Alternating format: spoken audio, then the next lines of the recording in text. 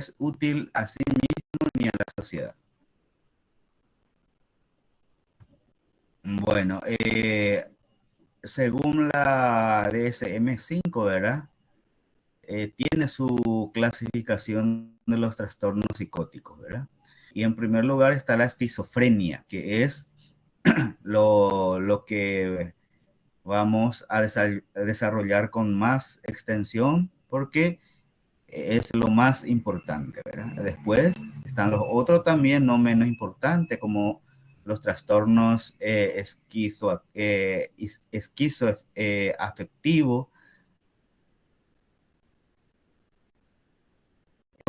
trastorno psicótico leve, trastorno delirante, trastorno psicótico inducido por sustancias,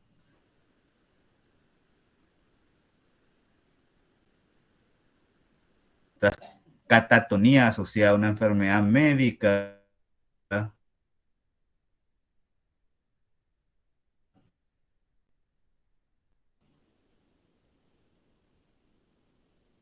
y psicótico. Pero empecemos con la esquizofrenia, ¿verdad? Que de por sí es un trastorno psicótico grave, como les hablé al principio, ¿verdad? Eh, Sus manifestaciones, ¿verdad? Básicas consisten en una mezcla de signos y síntomas característicos, ¿verdad? Es así que los síntomas afectan a múltiples procesos psicológicos, como a la percepción. O sea que estos pacientes tienen alucinaciones visuales o auditivas, ¿verdad? Tiene ideación, otro componente, ¿verdad? Comprobación de la realidad, o sea que también tiene delirios, procesos de pensamientos, tienen asociaciones laxas, afecta su sentimiento, afecto, en el afecto plano, afecto inapropiado, atención, concentración en la motivación y en el juicio, ¿verdad? O sea que ven cómo afecta a la persona, ¿verdad? Por eso les decía, ¿verdad? Que la esquizofrenia afecta en toda la dimensión prácticamente a la persona. Y por ende, entonces, básicamente estas personas viven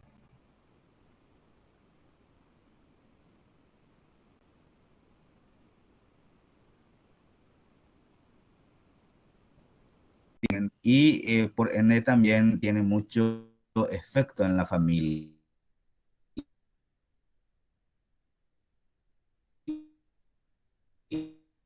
¿Verdad?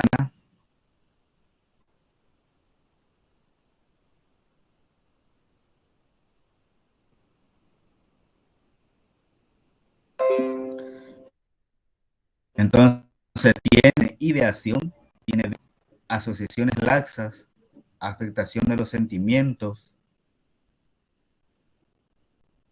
afecta en la atención, en la concentración, en la motivación y en el juicio.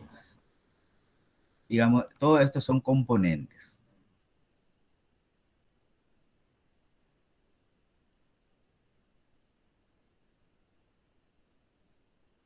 de la esquizofrenia. Estas características descritas están presentes en cada uno de los pacientes diagnosticados con esquizofrenia. Puede ser que tengan dos o tres en el proceso, ¿verdad? En un momento tiene algunos componentes y de los componentes. Los síntomas característicos de la esquizofrenia se ha clasificado a menudo, ¿verdad?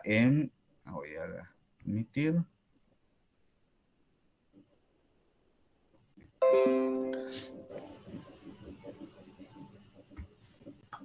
Entonces, los síntomas, ¿verdad? De la esquizofrenia se han clasificado a menudo en dos grandes categorías, ¿verdad? Llamados síntomas positivos y síntomas negativos o déficit, a lo que se ha añadido una tercera de la desorganización.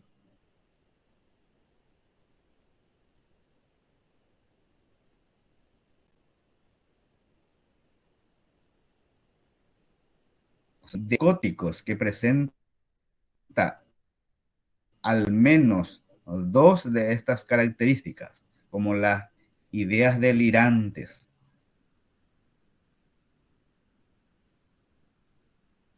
las alucinaciones,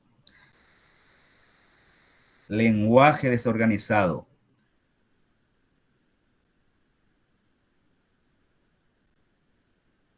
comportamientos catatónicos, dos de estas características. Entonces, fácilmente, o sea, uno si tiene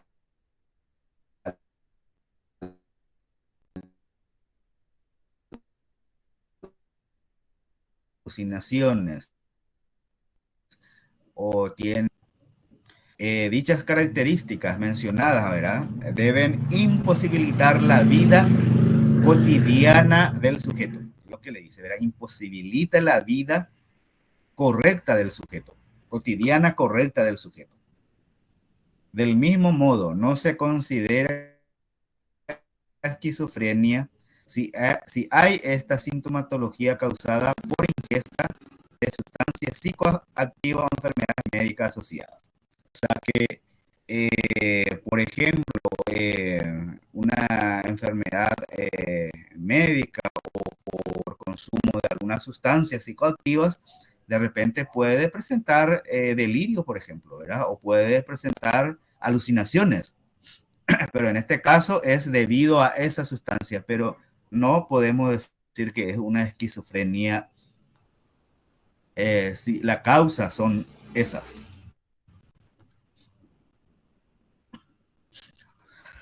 La historia natural y el curso de la esquizofrenia, ¿verdad? El inicio de la esquizofrenia se produce de manera característica durante la adolescencia. Generalmente empieza ya a edad temprana e incluso a veces en la infancia.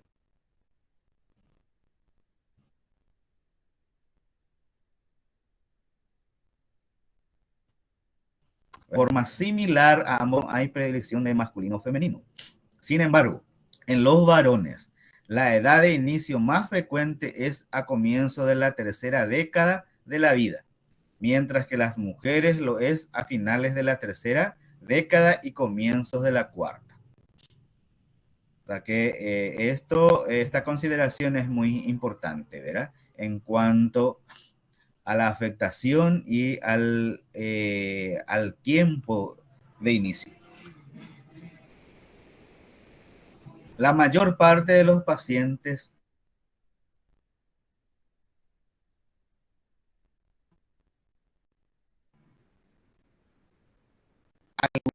con fases estables de remisión total o parcial. Son frecuentes los síntomas residuales entre los episodios.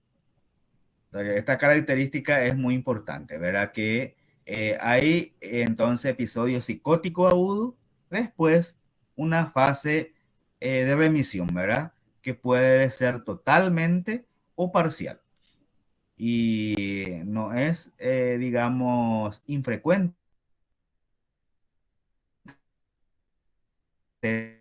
los episodios. Esta enfermedad habitualmente es de tipo crónico, es crónico, la mayoría de las veces. Y se caracteriza por tres fases. Hay una fase aguda, hay una fase de estabilización y una fase estable, que se fusionan unas con otras sin que existan límites claros y absolutamente entre ellos, ¿verdad? Muchas veces, a veces, ¿verdad? Cuesta diferenciar bien las fases, ¿verdad? Probablemente la fase aguda es más fácil de diagnosticar, ¿verdad? En cambio, cuando está en la estabilización o en lo estable, puede incluso pasar sin, digamos, desapercibidamente, ¿verdad? Bueno, digamos, el primer episodio, la aparición del primer episodio puede ser brusca o insidiosa.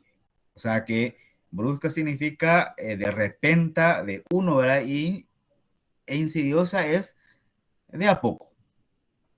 Pero la mayor parte de los sujetos presentan algún tipo de fase prodrómica que se manifiesta por el desarrollo lento y gradual de diversos signos y síntomas. Por ejemplo, retraimiento social, pérdida de intereses en la escuela o en el trabajo, deterioro de la higiene y del cuidado personal, enfado, irritabilidad, tras tras lo cual, ¿verdad?, pueden aparecer un síntoma característico de la fase activa que define el trastorno como esquizofrenia, ¿verdad?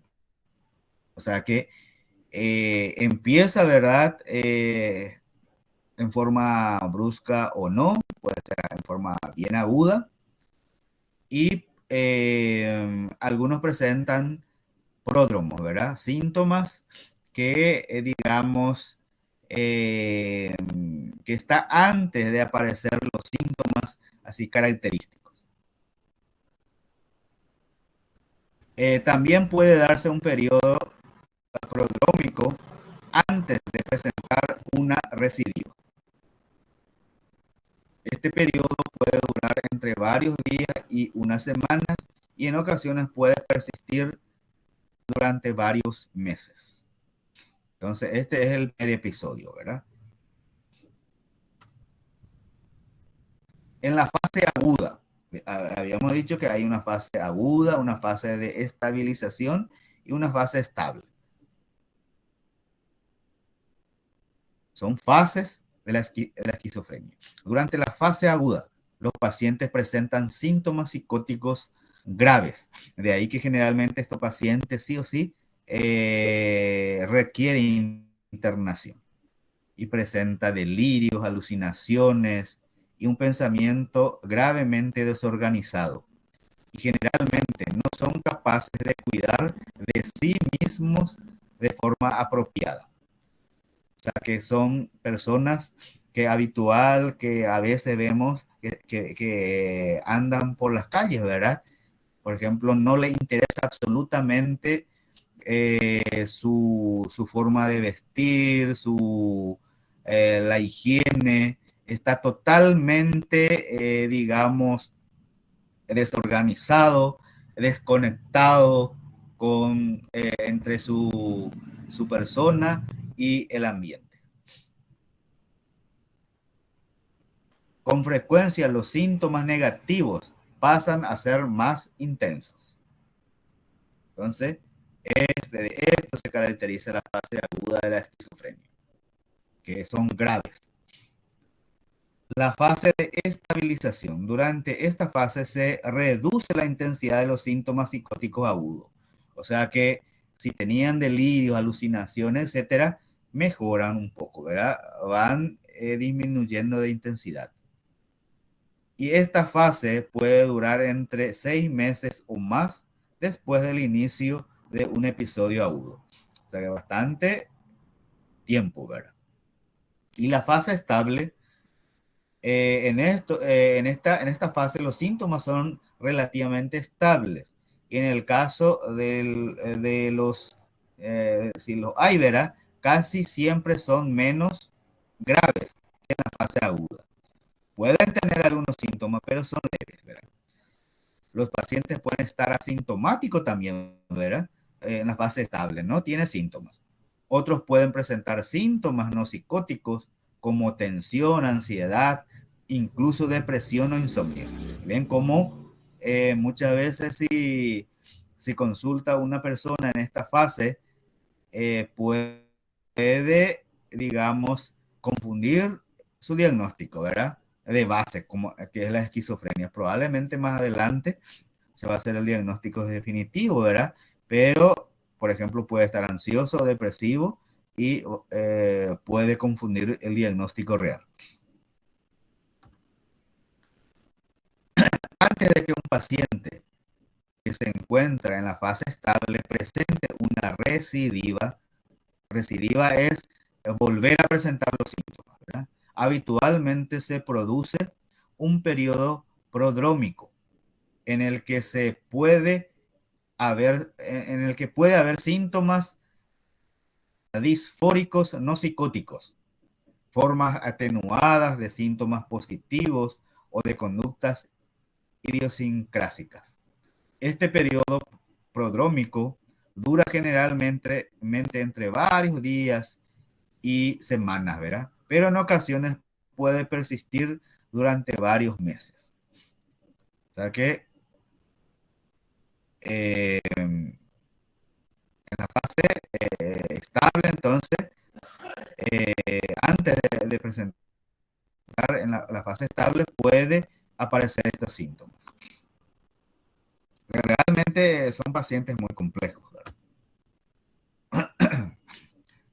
Según estudios longitudinales, ¿verdad? O que de seguimiento a pacientes con esquizofrenia, se ven que el curso de la enfermedad es variable. En algunos pacientes no se presentan nuevos episodios. En la mayoría se producen exacerbaciones y remisiones. Y en una pequeña parte persiste un estado psicótico grave de forma crónica, ¿verdad? O sea que un porcentaje pequeño puede pasar a un estado psicótico grave en forma crónica. La remisión completa no es frecuente en esta enfermedad. O sea que el esquizofrénico prácticamente ya es de por vida. Puede que tengan remisiones más prolongadas que otras, periodos asintomáticos, pero generalmente ya, digamos, es un trastorno mental de por vida. En cuanto a la epidemiología, ¿verdad? Se estima que la prevalencia de la esquizofrenia a lo largo de la vida está entre un 0,7 y un 1,5% de la población general, ¿verdad? Los pacientes esquizofrénicos tienen una alta tasa de mortalidad, principalmente por suicidio. Aproximadamente la mitad efectúa algún intento de suicidio a lo largo de su vida y en torno a un 10% acaba suicidándose. O sea que es bastante importante digamos, este dato, ¿verdad? Y yo creo, entendido, ¿verdad? Que ellos, digamos, hacen este intento o se suicidan, ¿verdad? Porque están muchas veces en periodos depresivos. También contribuyen a la alta mortalidad una elevada tasa de accidentes. Lógicamente, estos quieren salir en la calle, no respetan señales de tránsito y lógicamente, ¿verdad? Son más propensos a accidentes. También tienen adicciones como abuso de alcohol y de enfermedades médicas, como no se cuidan, ¿verdad? La higiene, por ejemplo, es pésima en estos pacientes, entonces son más propensos también de adquirir enfermedades infectocontagiosas. En cuanto a la etiología, es desconocida hasta el momento, ¿verdad? Lastimosamente. Pero hay varias teorías, ¿verdad? Por ejemplo, algunos dicen que puede ser de etiología inmunológica, infecciones virales, anomalía en la neurotransmisión y en el catabolismo de las catecolaminas, anomalías en la eliminación programada de sinapsis cerebrales de los 10 a los 16 años. Hay factores etiológicos y genéticos. Yo creo más en esto, ¿verdad? La introversión patológica o esquizotipia es hereditaria, ¿verdad? Hay estudios neurofisiológicos que han mostrado déficit de atención y de la capacidad de procesar información en la introversión patológica, en los trastornos de la personalidad esquizoides, esquizotípicos y en la esquizofrenia.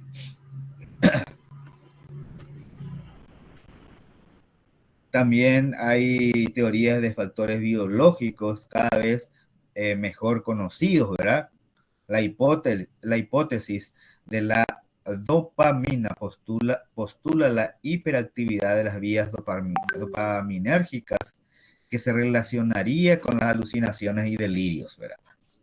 Los antipsicóticos o neurolépticos bloquean los receptores dopaminérgicos de la vía córtico-mesolímbica cerebral.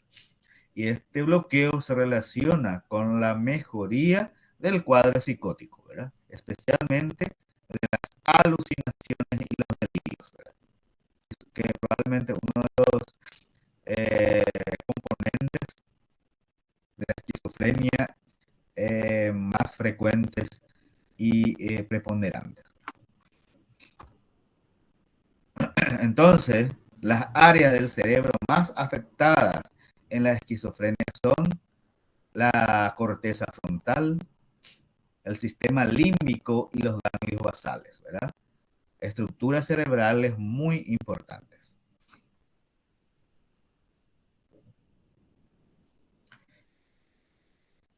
En la esquizofrenia, ¿verdad? Siempre hay que hacer una valoración longitudinal de los síntomas del paciente, o sea que con el tiempo, y de su repercusión en el funcionamiento vital de la persona, además de la valoración transversal en el momento dado. O sea que hay que valorar en el momento los síntomas y después con el tiempo, cómo se comporta. En cuanto al cuadro clínico, se establecen 4 etapas en el cuadro clínico de la esquizofrenia, ¿verdad? Una se llama personalidad premórbida, pródromos, la fase aguda y la fase residual, ¿verdad? Esta es una otra clasificación, ¿verdad? Habíamos visto ya antes nosotros, ¿verdad? Que está en una fase aguda, después de que se va estabilizando, ¿verdad? Y después de estabilización, ¿verdad? Eso es lo que hay que, digamos, manejar bien. ¿Qué es la personalidad premórbida? A veces la personalidad premórbida de los pacientes esquizofrénicos es normal, pero con frecuencia tienen personalidades premórbidas indicativas de trastorno de la personalidad, generalmente del grupo A. ¿Se acuerdan de los trastornos de personalidad? O sea, el grupo A, pues ahí encontrábamos los paranoides, esquizoides y esquizotípicos, ¿verdad? Son personas solitarias, raras, desconfiadas, extravagantes, fantasiosas, con un grado patológico de introversión. Prefieren estar consigo mismo en su mundo, tienen dificultades para sincronizar con la realidad externa. O sea que en esta etapa de personalidad premórbida puede presentar entonces trastorno de la personalidad de tipo. Después están los periodos prodrómicos, ¿verdad? La etapa de los prodromos, ¿verdad? Pueden durar días, semanas o meses, ¿verdad? Cuanto más larga sea, peor suele ser el pronóstico. El paciente comienza a desplegarse en sí mismo, a ensimismarse, van aumentando sus dificultades de adaptación a la realidad externa. Disminuye su interés en su entorno, en su trabajo, estudio, familia, amigos, y más disminuyendo su nivel previo de funcionamiento socioglobal, sociolaboral y familiar. Cada vez van empeorando, ¿verdad? Los síntomas, los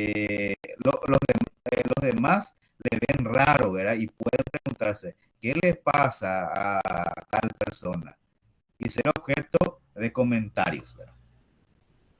El paciente puede sentirse perplejo, raro, ansioso, vacío, extraño, tener la sensación de que le pasan cosas raras, de que algo va mal, de que la gente le mira de manera diferente, maliciosa sobre él. Entonces, acá la persona se da cuenta todavía de lo que le está pasando, ¿verdad? Esto en el periodo, en los síntomas, ¿verdad? O sea, que en el cuadro clínico de la fase prodrómicos. Después ya hablamos de la etapa aguda, ¿verdad? Que es lo más grave, ¿verdad? Eh,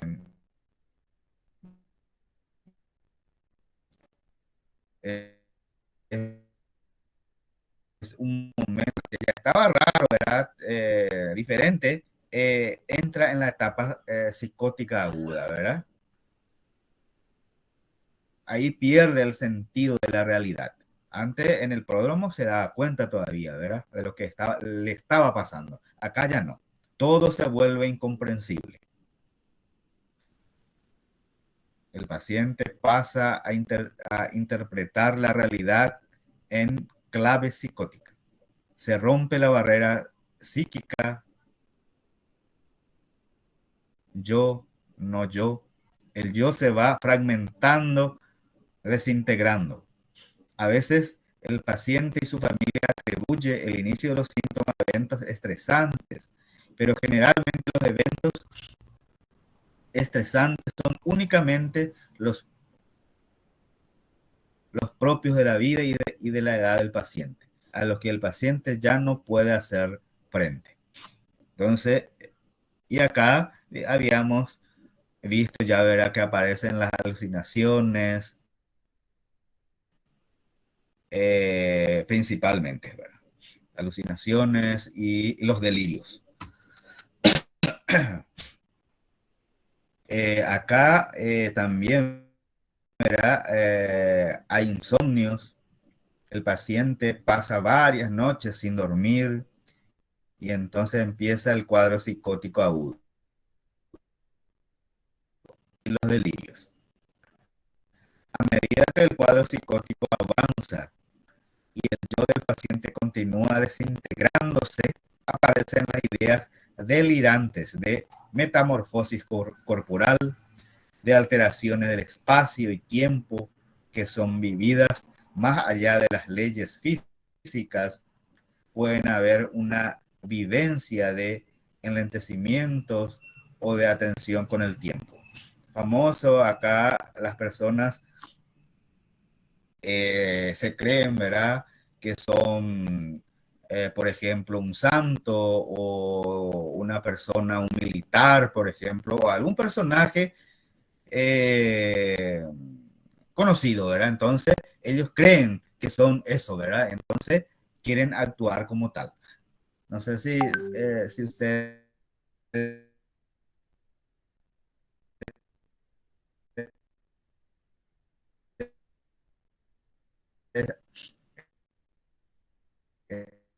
eh, se sienten, o sea, visten como militar y ellos dicen que yo soy el militar tal.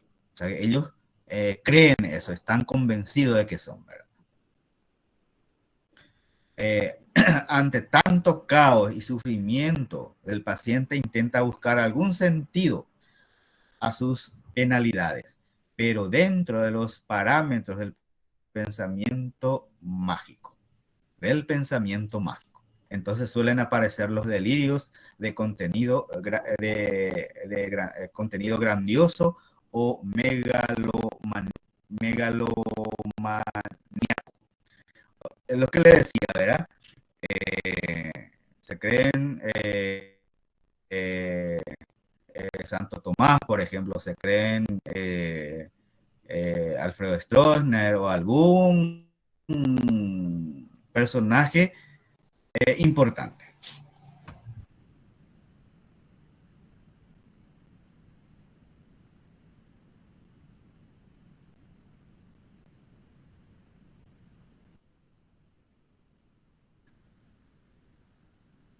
Luego, y después van remitiendo hasta emisión del cuadro agudo, peor será el pronóstico.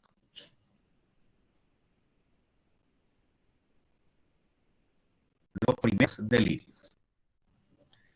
Después de la remisión del episodio psicótico agudo, hay que valorar si quedan secuelas o síntomas residuales, también llamados síntomas deficitarios o defectuales, síntomas negativos, porque indican carencia, déficit en el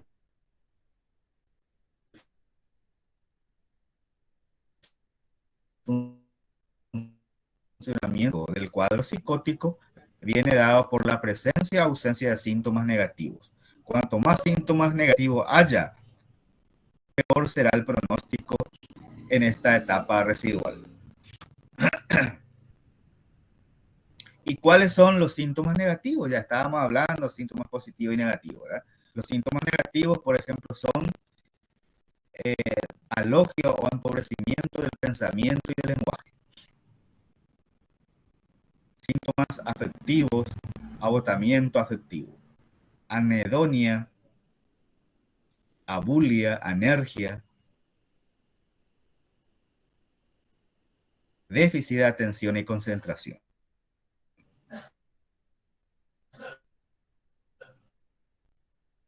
Entonces, son etapa residual. Bueno,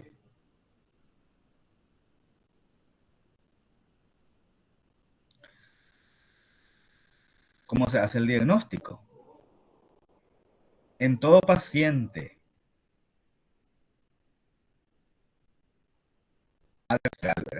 la historia psicosocial e historia psiquiátrica familiar, examen del estado mental, evaluación física que incluye exploración neurológica cuando esté indicada para descartar que sea algo orgánico. Eh, Exploraciones complementarias necesarias. Muchas veces en un paciente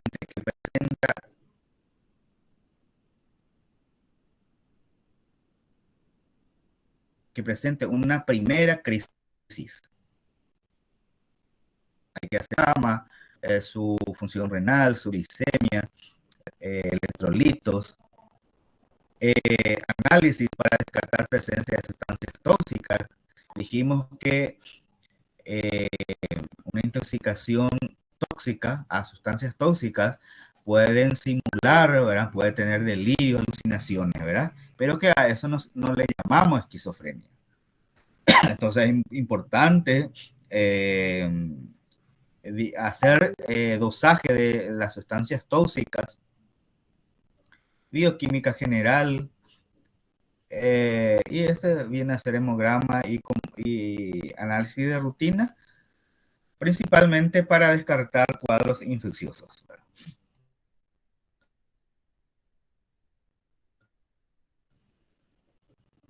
Después, en función de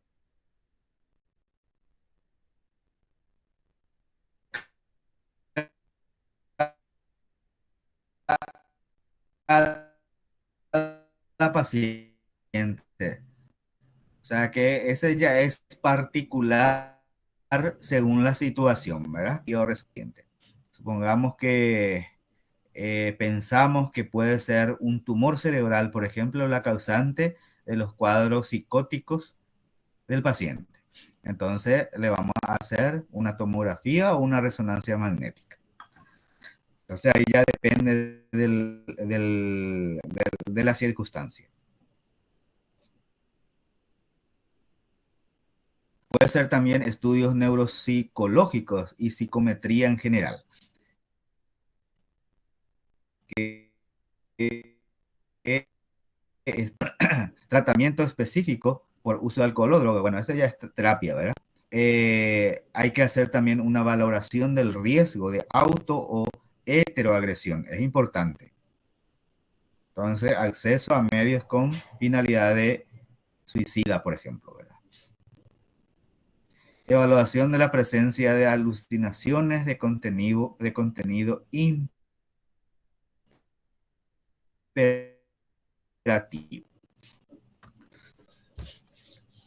¿Con qué trastorno tenemos que hacer diagnóstico diferencial de la esquizofrenia? Con otros cuadros psicóticos, por ejemplo, ¿verdad? Los trastornos esquizoafectivos,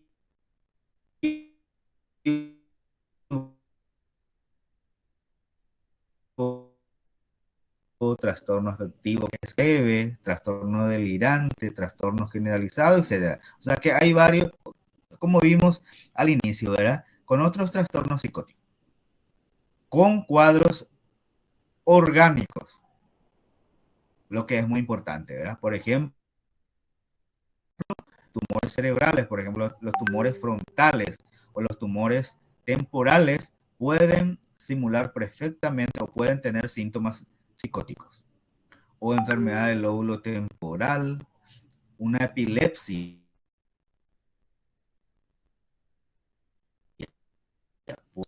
encefalopatía por, por infecciones virales o una encefalitis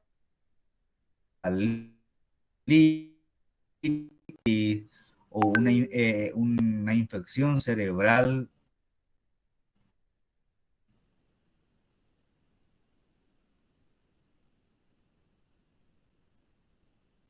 formación de abscesos, es la afectación, la ira debido al delirium. ¿Se acuerdan del delirium?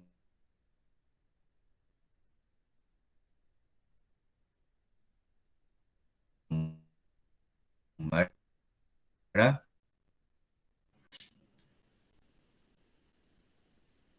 Entonces, también el delirium puede presentar un trastorno psicótico. Todo esto hay que hacer diagnóstico de ketaminas, digital, que es una, que es un fármaco, los esteroides, fármaco, alucinosis alcohólica u otros, ¿verdad? O sea que hay varios diagnósticos diferenciales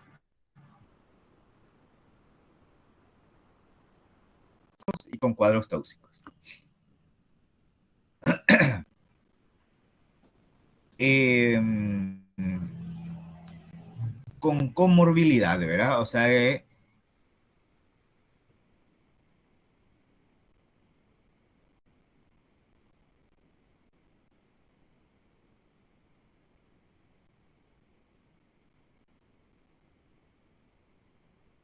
se llama comorbilidad porque contribuye,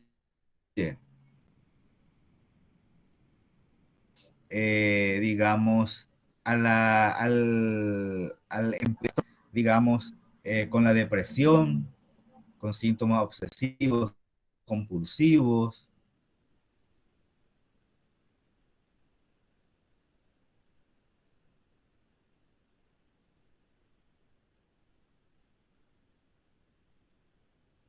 síntomas disociativos y otros síntomas de ansiedad o del estado de ánimo. Puede actuar como comorbilidad con trastornos por uso de pronóstico.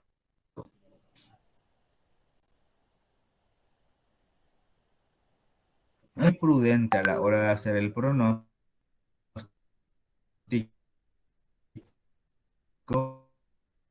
en cada paciente, realmente de la presencia o grado de severidad de los síntomas negativos. Se estima que aproximadamente un tercio de los pacientes diagnosticados de esquizofrenia tienen un buen pronóstico. Y mantener, aunque sea conveniente mantener la medicación antipsicótica para prevenir recaídas. Sea un buen pronóstico porque los síntomas son más leves, ¿verdad? Ese es un tercio.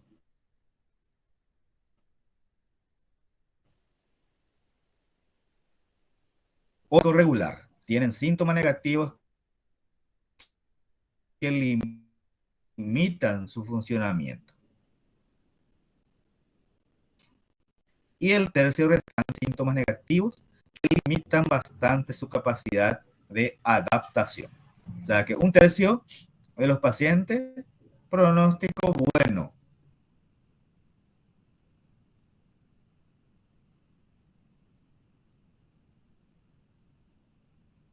Aunque esto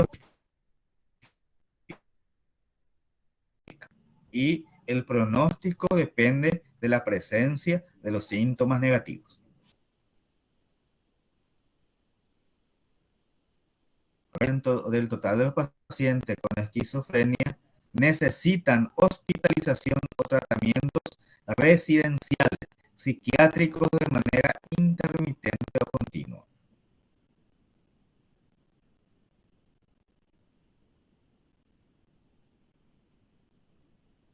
Un visto largo de su vida y hasta un 10% consiguen consumarlo.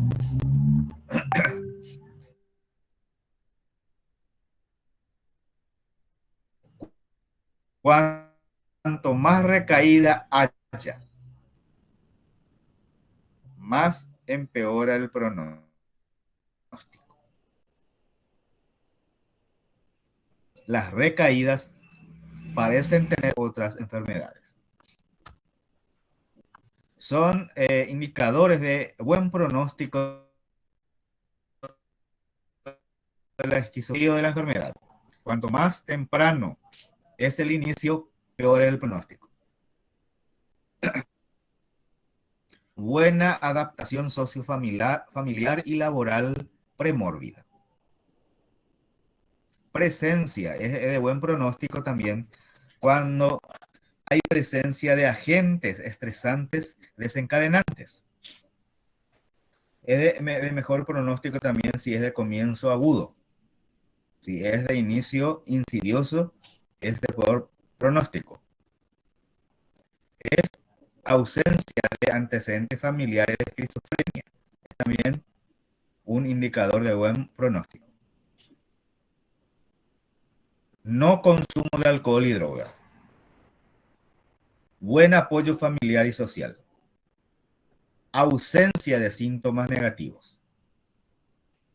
Ninguno o pocas recaídas en los primeros 5 años. Los indicadores de mal pronóstico son los contrarios y la esquizofrenia tipo desorganizado. O sea que el inicio de mal pronóstico, entonces el inicio temprano, comienzo insidioso, si no tiene antecedente familiar, si consumen alcohol y drogas, si no tiene apoyo familiar y social, tienen síntomas negativos, muchas recaídas, entonces esos actúan negativamente en el pronóstico. ¿Cómo se trata? Los objetivos generales son la reducción de la frecuencia, gravedad y consecuencias psicosociales de los episodios y la optimización de la función psicosocial entre los episodios. Los objetivos específicos dependerán de la fase de la enfermedad y de otras características del paciente.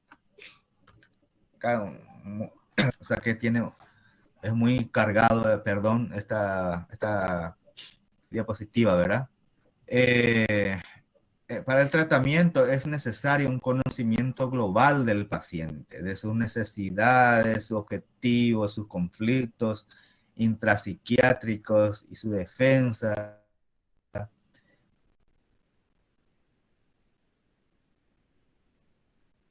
su estilo de afrontamiento, factores biológicos, etcétera, ¿verdad?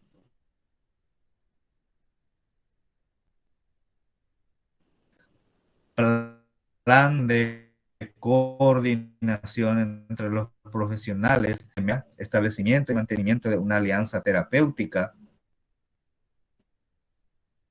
una vigilancia del estado psiquiátrico del paciente, provisión al paciente y a la familia de una educación en relación con la enfermedad y su tratamiento, una facilitación del cumplimiento del plan terapéutico, incremento de la comprensión y a la adaptación de los efectos psicosociales de la enfermedad, identificación de los factores que precipitan o exacerban crisis y para prevenir recaídas. Provisión a la familia de una psicoeducación y apoyo para aliviar dificultades y mejorar la función familiar.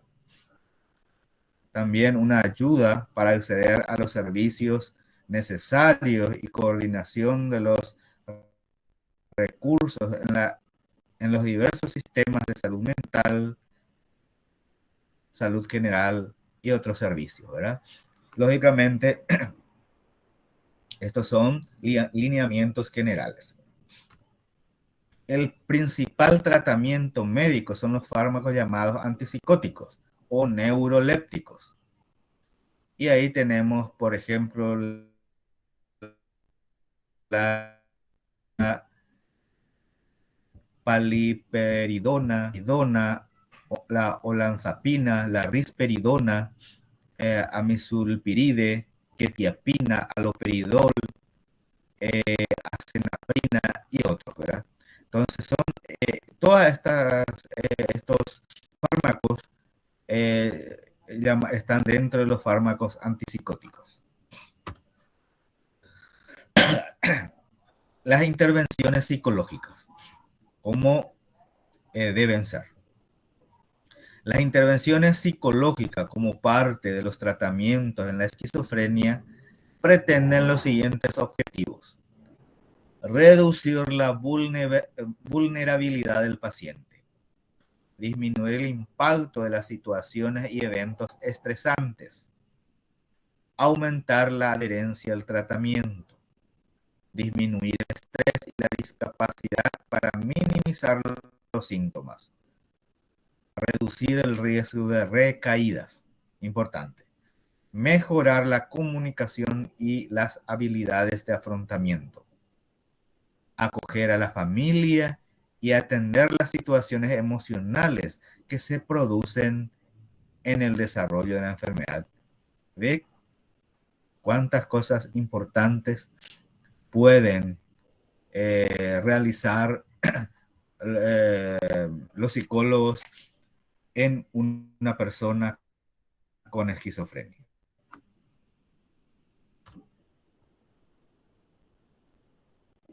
Es muy importante las intervenciones familiares. Se entiende por esto, ¿verdad? Las sesiones realizadas con el paciente y su familia, bien individualmente o un formato unifamiliar o entrenado en la intervención familiar. La intervención incluye psicoeducación para el paciente y la familia, detección de síntomas de alarma e intervención en la crisis, comunicación y resolución de problemas. También pueden hacerlo a través de la terapia cognitivo-conductual de los síntomas positivos. Recuerden que hay síntomas positivos y negativos. Y si hay síntomas positivos, es una intervención psicológica en la que el paciente establece relaciones entre sus pensamientos, sentimientos y acciones, con respecto a los síntomas actuales o pasados. La reevaluación de sus percepciones, creencias, razonamientos se relaciona con los síntomas diana. La intervención debe implicar registros de pensamientos, sentimientos y conductas respecto a sus síntomas, promoción de formas alternativas de enfrentarlos y reducción del estrés. Es importante también el entrenamiento en las habilidades sociales. Una intervención estructurada, individual o preferentemente grupal, cuyo fin es mejorar la competencia social y reducir el estrés y la ansiedad que pueden provocar las situaciones sociales. ¿Cuáles son los componentes de este entrenamiento en habilidades sociales? Evaluación conductual de habilidades sociales, importancia de la comunicación verbal y no verbal, entrenamiento centrado en la percepción y el procesamiento de señales sociales, por un lado y por otro, habilidad para proporcionar reforzamiento social. Énfasis en la tarea fuera de la consulta. También pueden hacerlo terapia psicodinámica. ¿Y qué es una terapia psicodinámica? Se define como sesiones regulares de terapia individual con un terapeuta entrenado o bajo supervisión. Las sesiones deben basarse en el modelo psicodinámico y utilizan diversas estrategias, incluyendo actividades exploratorias orientadas, sean de apoyo o directivas aplicadas flexiblemente, trabajando con la transferencia, pero usando técnicas menos estrictas en las utilizadas en la psicoanálisis. Entonces, este es otro mecanismo de intervención. Y la psicoterapia de apoyo y de consejo. También, entonces, esto también es, o sea, tenemos, y la intervención motivacional.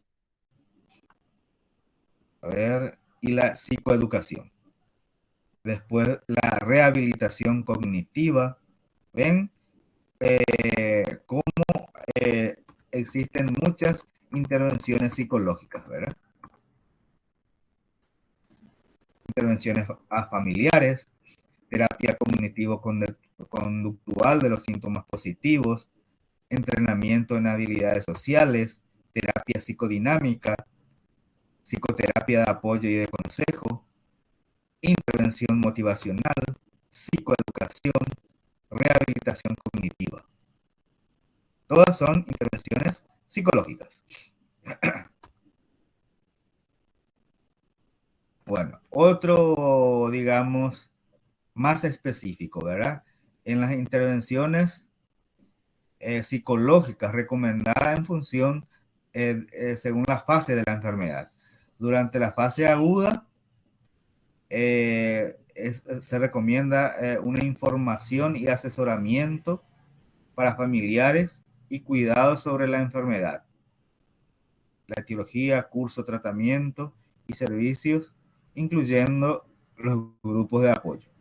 La información debe proporcionarla un profesional de la salud con experiencia. Durante la fase de estabilización hay que hacer un programa psicoeducativo para pacientes, proporcionando información sobre la enfermedad y sobre los beneficios y efectos secundarios de la medicación. También una intervención familiar. En la fase estable, una intervención familiar y terapia cognitivo-conductual de los síntomas positivos.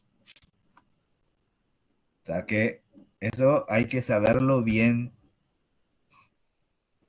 como psicólogos. Criterios de derivación a la psicología, a psicólogos, ¿verdad? Si es que está con un médico psiquiatra, ¿verdad? ¿Cuáles tienen que ser los criterios para, digamos, ser evaluado por un psicólogo? A todos los pacientes con diagnóstico de primer episodio psicótico se les realizará una evaluación psicológica. Los pacientes diagnosticados de esquizofrenia que no hayan recibido intervención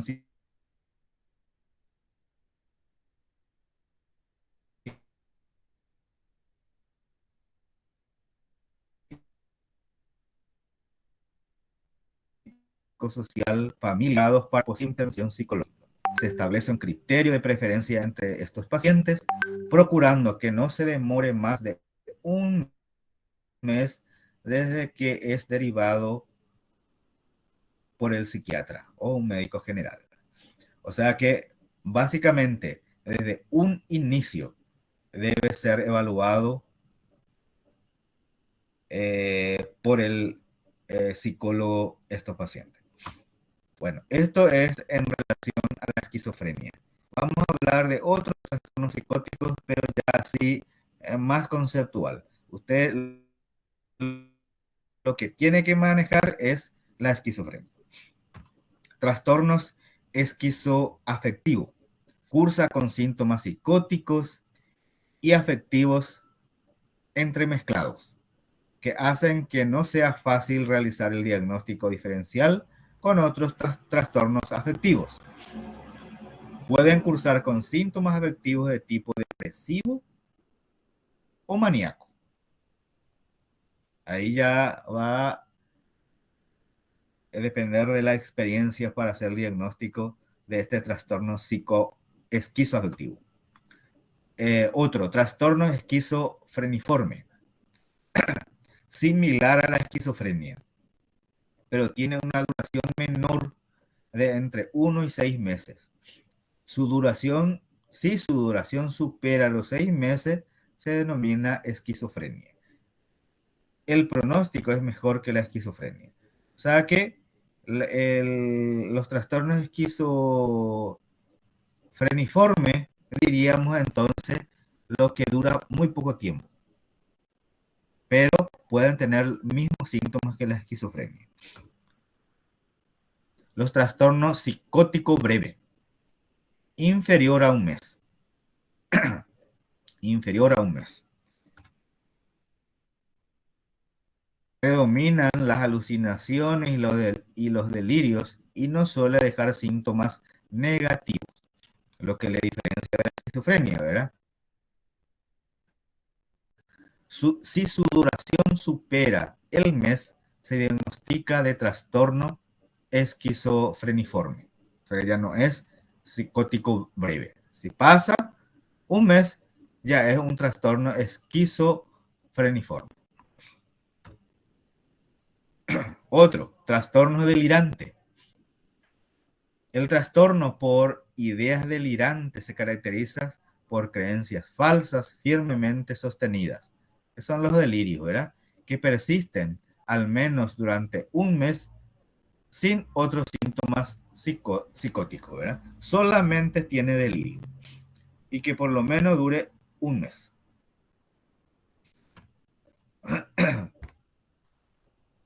Y acá están los trastornos psicóticos inducidos por sustancias, ¿verdad?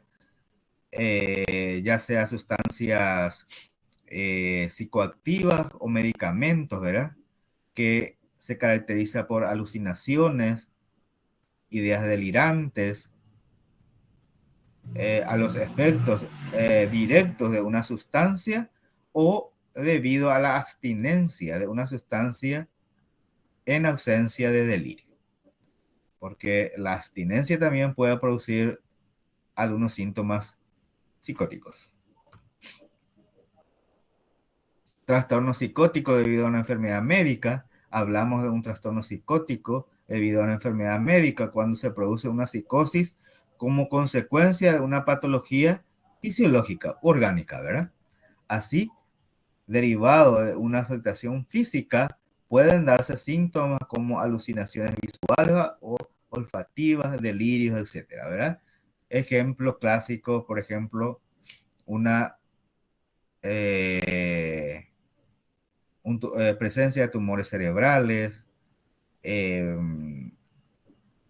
puede ser también algunas, eh, algún, eh, algunas afectaciones endocrinológicas, la diabetes, por ejemplo, cuando está en un estado de descompensación, estado de cetoacidosis, puede producir alucinaciones.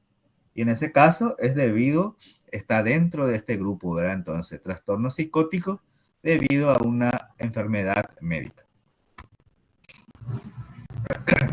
La otra es la catatonía asociada a una enfermedad médica.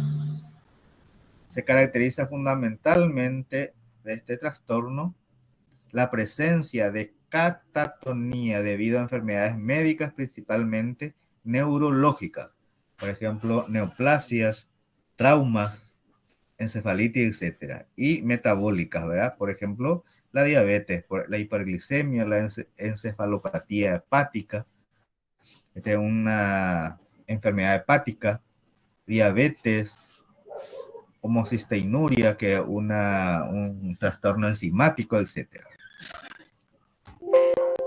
Y bueno, ven entonces que este capítulo de los trastornos mentales, ¿verdad? Tiene también un abanico de casos, ¿verdad? De tipos, mejor dicho. La más importante es la esquizofrenia. Y después están los otros también que sirven para hacer diagnósticos diferenciales. Bueno, no sé, como de siempre, yo quiero pedir a Álvaro, ¿verdad? Santiago, que, que ya es un psicólogo, ¿verdad? Y que nos haga un poco su apreciación sobre esta enfermedad y entonces va a ser muy útil para ustedes.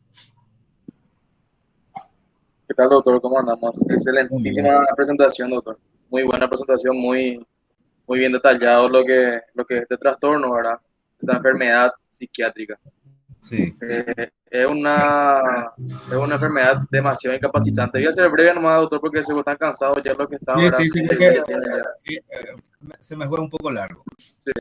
Entonces, es extremadamente incapacitante por el hecho de que las personas, yo creo que es lo más importante de esto que iba a decir, porque las personas esquizofrénicas se dan cuenta de que algo está mal, pero no saben el inicio de qué o por qué pasa eso, ¿verdad? Por ejemplo, yo tenía un paciente, o sea, tengo un paciente que me dice, licenciado, me suelen aparecer figuras que me dicen matarle a personas, matarle a fulano, o sea, a un nombre específico que usted no le conoce que se llama Omar.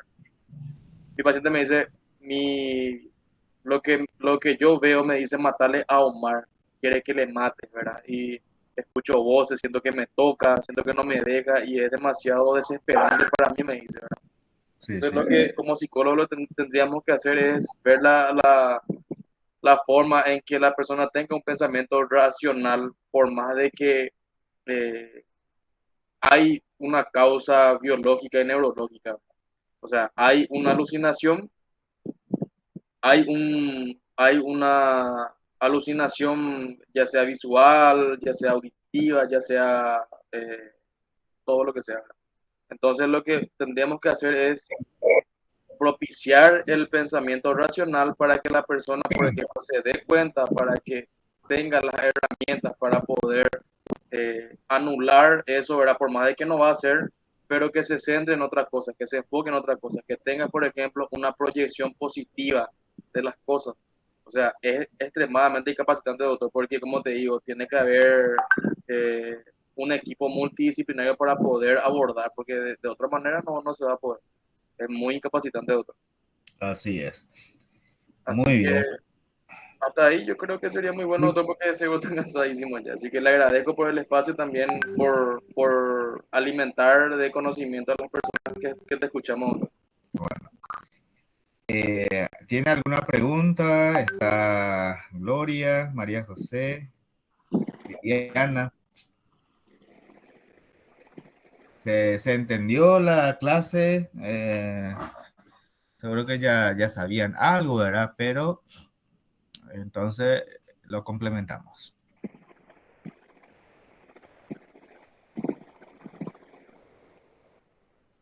Bueno, si no hay pregunta, entonces vamos a ir, digamos, terminando nuestra clase de hoy. Buenas noches, doctor. Bueno, Buenas buenas noches a noches. todos. Ah, chao, chao. Chao, Liliana.